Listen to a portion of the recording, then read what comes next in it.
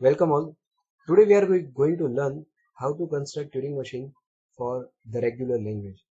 We are also going to learn about deterministic and non-deterministic choices for Turing machine. And at the end, we'll talk about Turing machines for few languages. So let us see how to construct Turing machine for the regular language. Let us take example. The language is strings ending in 0, 1 and my alphabets are 0 and 1. So this diagram shows you the DFA of that language and this diagram shows you the Turing machine of the language. And you can easily recognize the similarity between these two diagrams. In case of finite automata, we were always moving towards right. For any regular language, there does not exist any need to go towards left. Moreover, for any regular language, there does not exist any need to change the symbol. So same thing we will apply here in Turing machine. To construct Turing machine for the regular language, we'll always move towards right and will not change any symbol in the journey.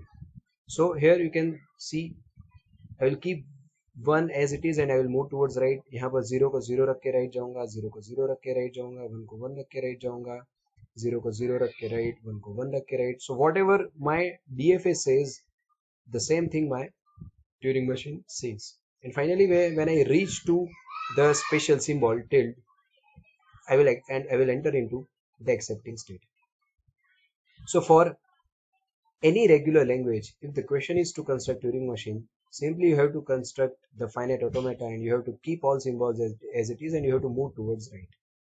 Now if the Turing machine is given to you and the question is to determine about the language, so what you are supposed to do, if all transitions are moving towards right and none of the transitions are changing any symbol, you have to understand that whichever the language this Turing machine recognize, whichever the language this Turing machine simulates is a regular language. Ready? Otherwise the language is not. Ready? Okay, let us move on to the next. Deterministic and non-deterministic choices. Now, whether the given choice is deterministic or non-deterministic, it totally depends on the transition function. Specifically, it totally depends on the domain of the transition function. This transition function contains domain and codomain. Here I have shown you the transition function for Turing machine. And the domain of transition function of Turing machine contains two elements. One is Q and second is tap symbol. So if these two elements are same but this range is different, then the choice is said to be non-deterministic. But if these two elements are different, then irrespective of the range, the choice will be deterministic. We have seen this thing in case of push-down automata. Let us try to understand it in case of Turing machine. Here the delta depends only on two symbols. One is state and second is tap symbol. So here, can you tell me whether this choice is deterministic or not? My current symbol, my current state is Q0. It means this capital Q is Q0.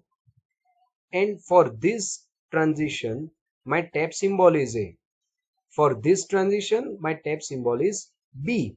Both of them are different.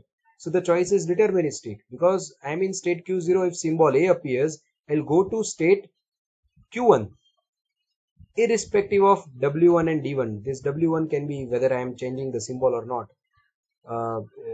And D1 is the direction R, L or S. I don't care about them. Ready? And if I am in state Q0 and if symbol is B, I'll go to state Q2. Can you tell me what about what you can say about this diagram? Whether this is deterministic or non-deterministic. Here I am in state Q0. Here the tap symbol is A. And for this transition also the tap symbol is A. And I told you if both of these elements are same, then the choice will become non-deterministic. Here if I am in state Q0 and if the tap head is pointing at symbol A, according to this move I may end in state Q1, and according to this state I may end in state Q2. Ready? So this is deterministic and this is non-deterministic. Now if any of the move of your Turing machine contains such condition, then the whole Turing machine will become non-deterministic, and if all choices of your Turing machine are deterministic, then corresponding Turing machine will be deterministic. So I hope you understood about deterministic and non-deterministic choices. Now non-deterministic Turing machine is equally powerful as deterministic Turing machine, and we'll learn about this power of various automata in the next lecture. Let us see the next slide. Now here we'll talk about few Turing machines. We normally say we'll draw a Turing machine. Here I am saying we'll talk a Turing machine. So here I am not going to construct, I am not going to draw the Turing machine, but I am going to talk about the logic by which Turing machine can be constructed. Let us see it. The language is A raised to n, B raised to n, C raised to n, and we have seen that the push down automata for this language can't be constructed, but of course the Turing machine can be. Let us understand. Let me take a string of the language. Suppose the string is AA, BB, CC, right? So what will be my logic? My logic will be similar to the logic of L is equal to A raised to n, B raised to n. What I am going to do here, I will convert one small a into capital A. I will go towards right in search of small b, and in this journey I will keep small a as it is and capital B as it is. Once I get small b, I will convert it into capital B. Then I will go towards right in search of small c. I will keep small b and capital C as it is. I'll move towards left until I get capital symbol. Once I get capital symbol, I'll convert small a into capital A. As I told you, I will keep capital B as it is. I will move towards right. I will convert small b into capital B. I will move towards right in search of small c. I will keep capital C as it is. I will convert small c into capital C. That's it. Done.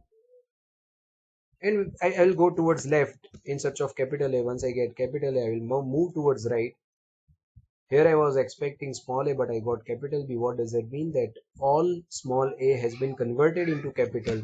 So I will move towards right in search of tilde, and in this journey there must not exist any small b or small c. Ready? Now we have seen language that if I give you a raised to n, if I simply give you the language is a raised to n, this language can be simulated by DFA. But in addition to that, if I give you a raised to n, b raised to n, then this language cannot be simulated by finite automata. A raised to n, b raised to n can't be simulated by finite automata. Here we are assuming that n is greater than or equal to 0. Now if I add c raised to n to it, it means if this is the language, then push down automata can't be constructed, but Turing machine can be. So from this progression you might be thinking that if I add d raised to n, then Turing machine can't be constructed, but this is not the case. And to explain you that thing, I have kept this language in my video. A raised to n, b raised to n, c raised to n, d raised to n. So if this is the language, let us see whether we can construct Turing machine or not. The answer is yes. So let me take one example of this string AA, BB, CC, D. What I will do, the logic will be same as before. I'll convert small a into capital A. I will move towards right in search of small b. I will convert small b into capital B. I will move towards right in search of small c. I will convert small c into capital C. I will move towards right in search of small d. I will convert small d into capital D, and then I will move towards left in search of capital A, and then I will move towards right one symbol. That's it. And small second symbol, all second symbols like small a, small b, small c, and small d will be converted. In this way, this language will be accepted, will be recognized by the Turing machine. So you can understand that if I add anything like a raised to n, b raised to n, c raised to n, d raised to n, e raised to n, of course the Turing machine can recognize that language. Ready? Let us move towards the next language. A raised to n, b raised to m, c raised to n, d raised to m. Here I want equal number of a and c and equal number of b and d. In case of in case of push down automata, we have seen that we can't construct push down automata for this language, but of course we can construct Turing machine for this language. So let me take one string of the language. Suppose my string is double A triple B double C triple D, right? This is my string.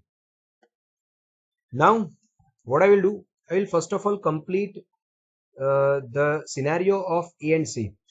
I'll complete the calculation of A and C, and then I will simulate B and D. Ready? So what I will do, I will convert small a into capital A. I will move towards right in search of small c. I will keep small a as it is. I will keep small b as it is, and I will go towards right in search of small c. Once I get small c, I will convert it into capital. I will move towards left in search of capital A. I will keep all symbols as it is. Once I get capital A, I will move towards right. I got another small a, I will convert it into capital A. I will keep all b's as it is. I will keep capital C also as it is. Once I get small c, I will convert it into capital C.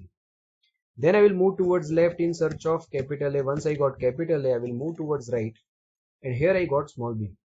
So what does it mean? कि जितने भी small a थे वो सारे capital में convert हो चुके, तो पीछे भी जितने स्मॉल सी है वो सारे कैपिटल ए में कन्वर्ट हो गए होने चाहिए. एक्सप्लिसिटली इसके चेकिंग के लिए आप मूव्स रख सकते हो आपके ट्यूरिंग मशीन में. लेकिन अगर आपको ये मूव्स एक्सप्लिसिटली नहीं रखने हैं तो directly you can proceed for simulating small B and small D. What I will do, I will convert small B into capital B. I will move towards right and I will move towards right in the search of small d, and in this journey I will keep small b as it is. I will keep capital C as it is. और यहाँ पर इस वाले state में हमें यहाँ पर small C नहीं लिखना है, राइट? यहाँ पर हमें स्मॉल सी नहीं लिखना है. मान लो एक स्मॉल सी यहाँ पर ज्यादा होता, 2 ए है और 3 सी होते, तो इस स्टेट में से वो डिटेक्ट हो गया होता. तो एक्सप्लिसिटली अगर हम वो सी का चेकिंग नहीं भी रखते तो भी चलता. ओके, सो स्मॉल बी को मैंने कैपिटल बी की कन्वर्ट किया. I will keep small B's as it is. I will keep capital C's as it is, and जैसे ही मुझे स्मॉल डी मिलता है मैं उसको कैपिटल डी में कन्वर्ट करूंगा. फिर दूसरे बी को कैपिटल बी में, दूसरे डी को कैपिटल डी में, फिर तीसरे बी को कैपिटल बी में, एंड फाइनली लास्ट डी को कैपिटल डी में मैं कन्वर्ट करूंगा, राइट?